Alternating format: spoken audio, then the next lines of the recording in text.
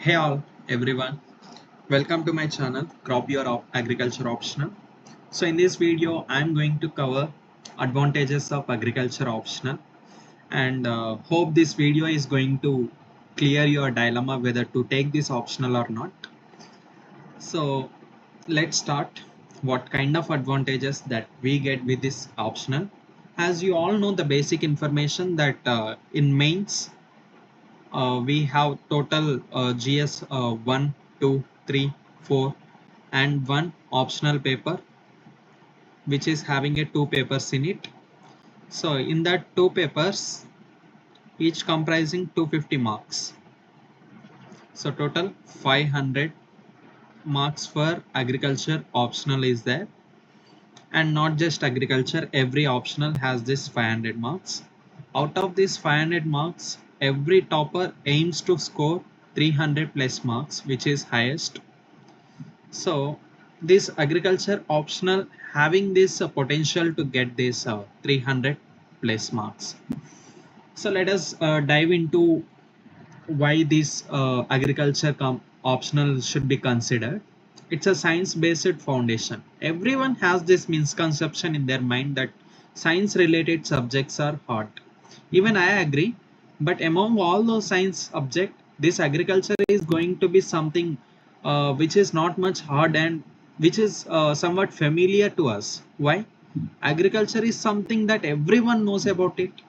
Everyone knows some basic information, and a lot of people are also from agriculture background. So we know what is mean by soil, what is mean by cultivation, and how the plant grows, and what kind of fertilizers that we give, and what are the marketing things that we are going to do with our produce, and what are the different diseases, pests that are attacking, and what are the different types of crops in different areas. All these things we are seeing in our daily lives, so we are somewhat familiar with all these things. Even the syllabus compiles all this the same things here. So I'll also show you the syllabus. Once I'll show, it will be clear for you. Next, high scoring potential. So as I told you, out of 500, 300 places everyone dream. So it has very high scoring potential. Why? It is having a direct predictable question patterns that focused preparation, allowing candidates to consistently achieve impressive marks. So direct questions here I am given, see. So direct syllabus keyword questions. For example, this is the direct keyword from the syllabus of plant genetics paper 2. In paper 2, uh, the first the first keyword, the very first keyword is cell structure function, cell structure and function. So among this topic, in 2015 one question has been asked. So the question is, what is cell? Explain cell structure and function of the cell. See, so very direct question from the syllabus keyword has been asked. So you might confuse it that 2015 is far back and what about now. Even now if we see the questions recently like 2024 23, even the questions are same. What is cell and what are the different cell organelles? Nothing but the structure only.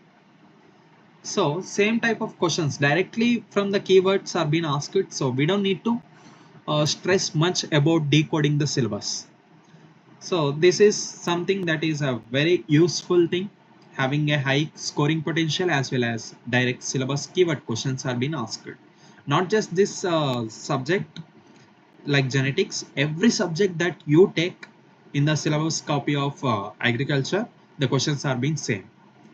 Okay, next, syllabus advantage and manageable. Let us see what is the advantages mainly by syllabus. Precise scope.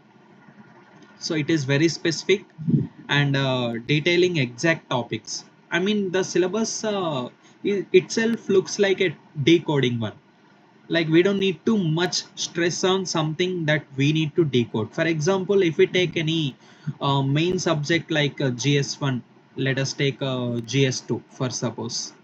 So in GS2, they will only give one keyword where we need to see different things like challenges, way forward, and different government measures, and many things we have to come up. But in the keyword, it is only giving a short one word keyword, right? But we need to extract or decode all these things. But agriculture syllabus is something which is already in detailed way, so we don't need to stress much on decoding. And even the subtopics that they will give, so helps in targeted preparation, right? So it is very precise, the syllabus is very precise, and it is also having an advantage of scientific approach, where logical, everything is very logical. For example, there is a soil, we need to give fertilizer to that. So we know logically why we need to give the fertilizer to that soil.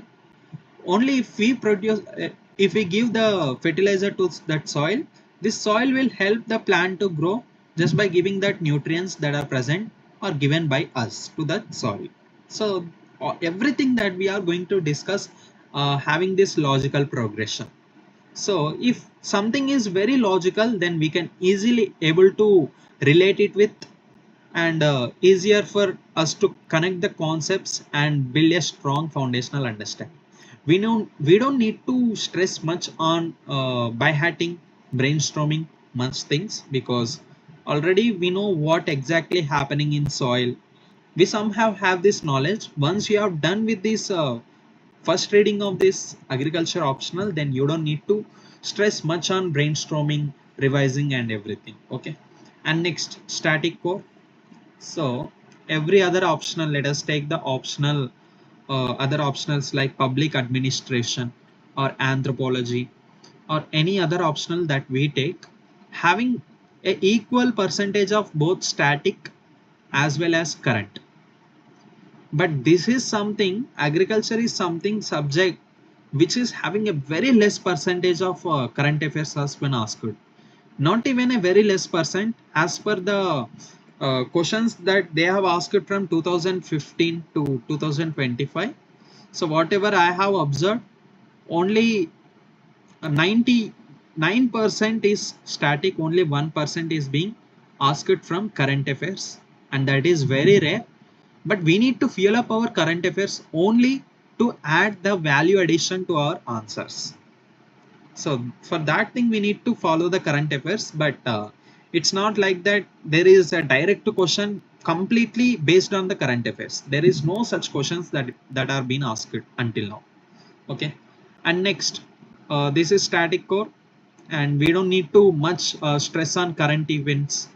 Like for example, let us take the GS3 subject, which is comprising economy and internal security, a lot of things, science and tech, a lot of things that are being asked from these topics are direct questions from the current affairs.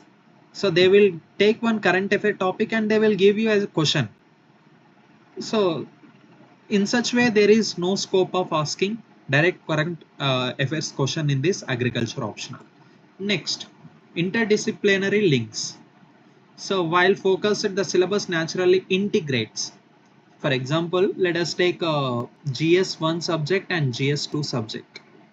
In GS1 subject, in society subject, we have a poverty. We have a poverty. And in the GS2, there is a social issues topic. Social issues topic. In that, again, there is a topic called poverty. Schemes, welfare schemes. Okay. So social justice. Okay, social justice. So the topics are very much same. And even in the GS3, in the topic of disaster management, there is a topic called earthquakes and different disasters, which are interlinked with this GS1 topic, that is of geography. In geography, we discuss about earthquakes, and even in the disaster management, we are coming with earthquakes. So while we are writing some answer in GS1, we can add the points of GS2, GS3 subjects as well. Same vice versa.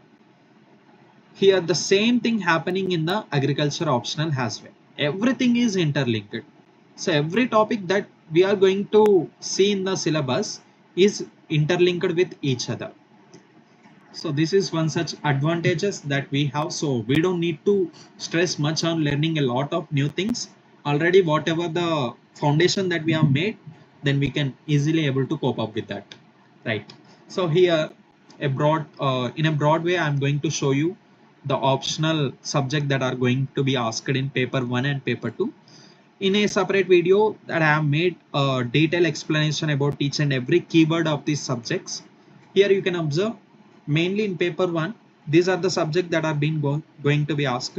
So first one is I didn't done in a order, but these are the subject that they will cover. So agronomy, which mostly tells about the cultivation of different crops, patterns and irrigation, weed management, all these things comes apart. And ecology and environment, which deals mostly and which deals mostly with the environment part, because agriculture is a part of environment only. So we need to understand the ecology, then only we can able to relate that with the agriculture. And in the next topic is soil science, nutrient management and weed management, weeds, you know, right? Unwanted plants. And forestry and water management, irrigation practices, economics that deals with the marketing, and extension that deals with the training to the farmers of adopting the new technologies to increase the yield.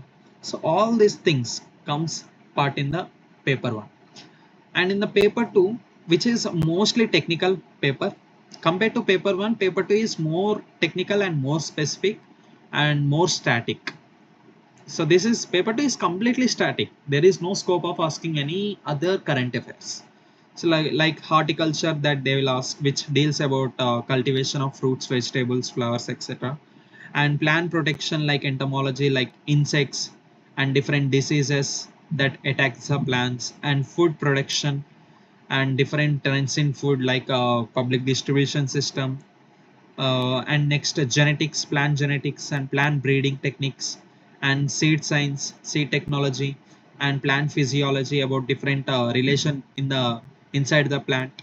All these things which are mostly technical in nature, all these things are technical in nature.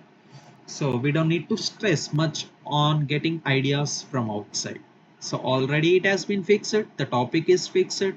If you make one pager notes for every topic, then the answer is fixed. You don't need to go anywhere, add anything. Whatever the one pager note that you have made on particular thing is more than enough. Right. So the main syllabus advantage that we have seen a lot of advantages. Quick completion timeline. Like normally, when we see any topper talks, they usually say they took around like 6 months to 8 months for optional. And I can agree to that. Doing optional is not a easy task. It will take a lot of time. Even I agree with that. And a lot of people who took anthropology or public administration usually say this thing. But compared to those optionals, if you take this agriculture optional, 4 to 5 months are more than enough for this to cover everything, because there's less syllabus compared to other optional. When we compare to other optional, the syllabus is very less and very concise. And as I already told you that we don't need to decode one topic into many things. Already the topic is itself the decoded one. So it won't give many points through one keyword, due to which it will take a very less time compared to other optional. Like here you can observe like history, public administration, agriculture offers relatively contains syllabus that is easier to master comprehensively. This is the reason.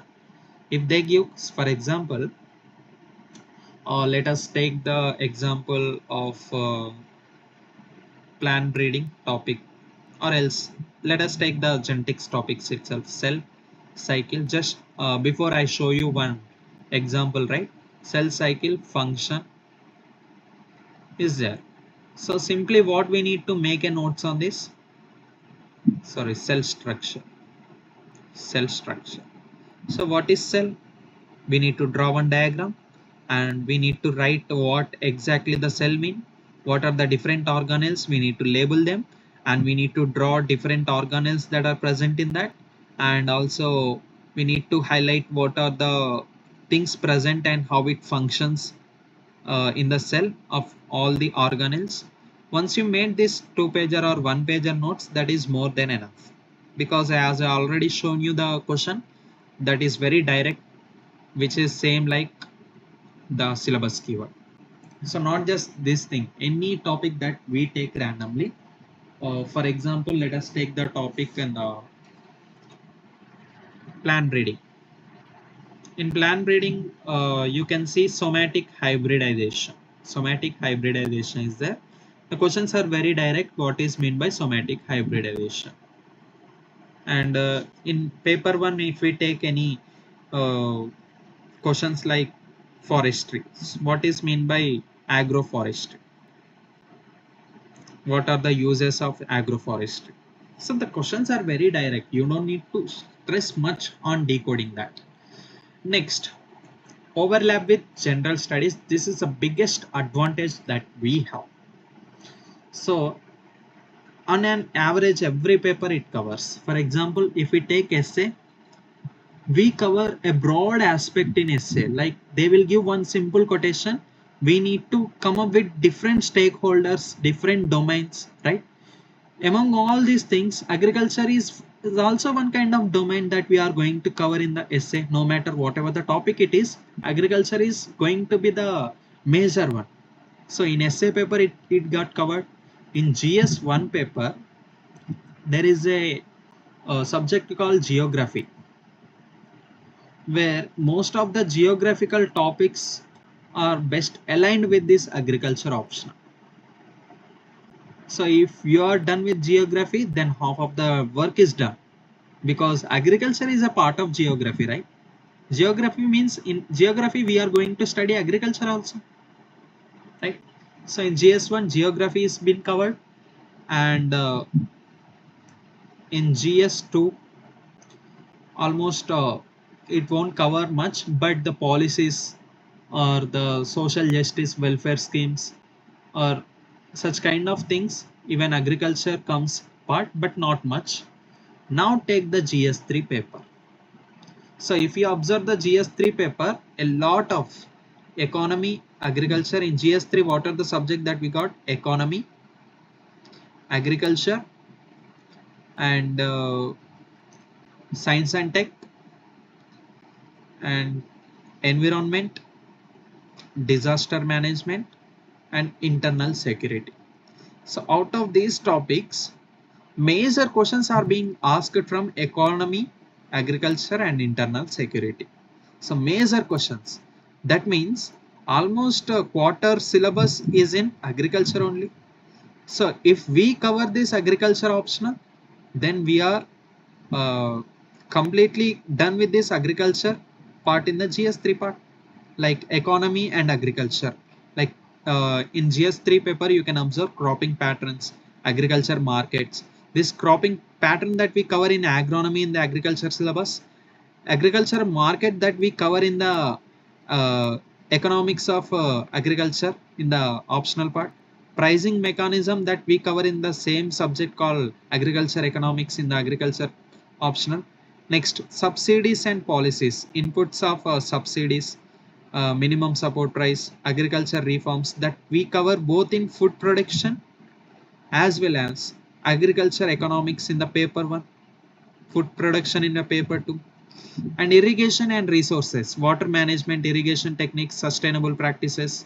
So this water management that we cover in the paper 1, water management part, soil science part, sustainable practices in the environment and ecology part, and food security like public distribution, buffer stocks, nutritional programs. This is a direct thing that we cover in the paper 2, food technology part, food production and technology part. These are the direct things that we cover in this food technology. That means every agriculture that part that is there in the GS3 paper, once you have done with this agriculture optional, then you don't need to prepare separately for this GS3 again, right? So this is major overlapping here, I can say. Next, yes, just a second. Next, scoring consistency and success rate. Almost this is a percentage that an average every year people got, and an average 5 students, 5 toppers annually make it happen, and it is easy to score 150 marks of paper 1, paper 2. So it is easy to score 300 plus marks in this. Even whoever the toppers are there, you can even observe their videos. They got a good percentage, they got a good marks of around 300 plus. And who excels this? There is a common myth that everyone has, and this is very unpopular optional too. That many don't choose this optional unless they have this agriculture background in their graduation. But that is a complete myth. Here, no matter whatever the background that you have, it is very familiar to you, because agriculture is something that is happening around you, so you have familiarity with a lot of things that is happening around you, right? For example, there is this is a common trend that engineers who completed their graduation in engineer come and take this anthropology optional, or else public administration optional. So even these optionals are not much familiar to him, because his subject is science related, engineering related. So for example, if we take anthropology, he need to start from scratch, understanding the subject, understanding the keywords, understanding the PYQs, everything. Even we are doing the same thing for agriculture, but this is a common misconception that everyone, and stereotype that everyone has, that agriculture is going to be a very hard optional and it is very hard to understand the concept. It is completely myth. So you should not go in such way. Agriculture is also same like other optional, but it is more technical in nature. But compared to this other optional, this syllabus is very less and it is easy to understand. So that's why who excels, everyone can excel in it, not just science students or agriculture students. And even the biggest advantage that we have is pattern predictability. If one question has been asked, for example, let us take the cell structure only. It is asked in 2015. We can easily predict. If it is not been asked for like 3 years, then there might be having a lot of chances of asking from this topic after in a fourth year, like in 2019. So we can easily predict such way. If you observe the PYQs very well, you can easily able to do that. Next, relevance to current affairs and essay paper that I already discussed it. Like daily, whatever the news that are being coming in the newspaper is mostly related to this. This is a relevant topic in newspapers and government announcement. Every policy that we take majorly covers this agriculture only, right? And essay, there's already told you, like if there were some topics related to farmers or farming or rural economy, so this agriculture optional knowledge will definitely going to help you in that. And enhanced answer quality also, like even if you current affairs, as I already told you, don't confuse. There is no direct question on this current affairs. They don't frame any separate question based on this current affairs, but still we need to study this current affairs related to agriculture to add our points to the static answers. For example, there is a syllabus word called genetically modified crop. It is in the plant breeding part. So the static part, that we can do the static part, how genetically modified crops are being produced, and what are the constraints and what is the way forward, everything that we prepared as a static subject. But there were some examples in news that some new variety has been produced through this genetically modified crop, like new BT cotton. if any related current affairs on BT cotton or any other crop that has been produced through genetically modified crop, we can take that example, we can take that scientific name and you can add into our answers. So for this thing you need to prepare current affairs, and mostly subject like economics, agriculture economics and extension. There were a lot of things that are being asked, that has been shown in the newspapers every day, that the marketing and minimum support price, but all those things we can easily get few points and we can add to our static part, so that we will gain extra edge over others. Next, ideal for science and agriculture background. I agree. Those who did their graduation in agriculture, for them it is easier to understand because they invest like 3 to 4 years in the same subject. So it is not much difficult for them to understand the concept.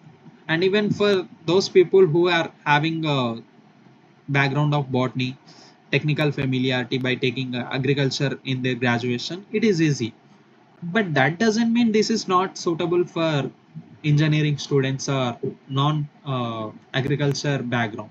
Okay, so even your non agriculture background, aspirant without agriculture background can still excel with proper coaching, quality study materials and dedicated effort.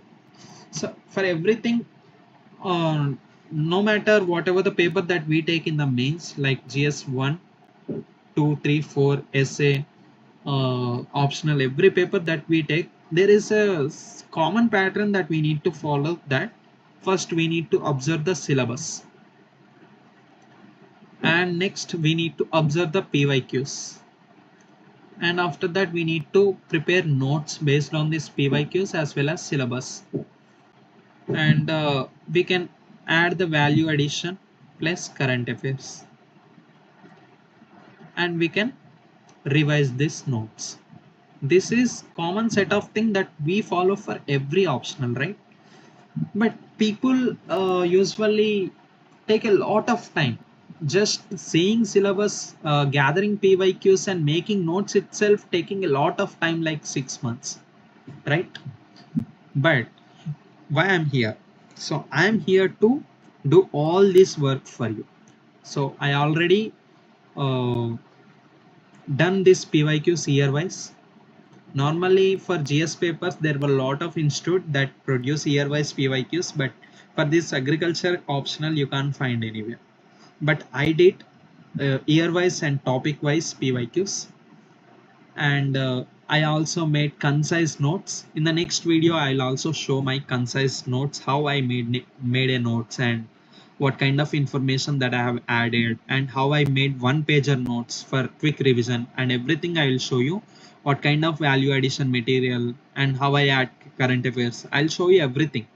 So I'm going to start a course on this agriculture optional, where I'll teach you each and every keyword of the syllabus that I'll upload in publicly, and I'll also give you the PYQ PDF, and I'll provide my concise notes so that you don't need to research any books. My background is in agriculture only. I just want to tell about myself too. I invested total 4 years in agriculture. Why? My graduation subject is BSc agriculture. So I am having a good knowledge on this. And after that, it's been 3 years. I've been consistently working on this agriculture optional particularly. So it's almost like 7 to 8 years that I've been invested in this agriculture optional. So I have a good command over this, and I have made notes from different materials like different standard books and whatever my professors has been given.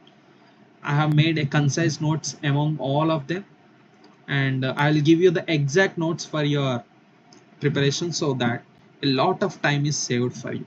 The only thing that you need to do is to do value addition if any new current affairs or any new points that you know or came across, and revise. Even I provide this as well, like value additions and current affairs. I'll constantly upload that. The only thing that you need to do is revise. Listen the classes and revise. I'll upload the classes in if you take this course, you will get the access for those classes, and I'll do a separate video on the course details and I'll upload. Until then, if you want to know more about the course and how to get access, then you can contact to this number. You can directly contact to this number, then I'll provide you the details and I'll enroll to my program. Until then, I'll come up with the new videos, and thanks for your patience, and please do subscribe for more videos. Thank you so much.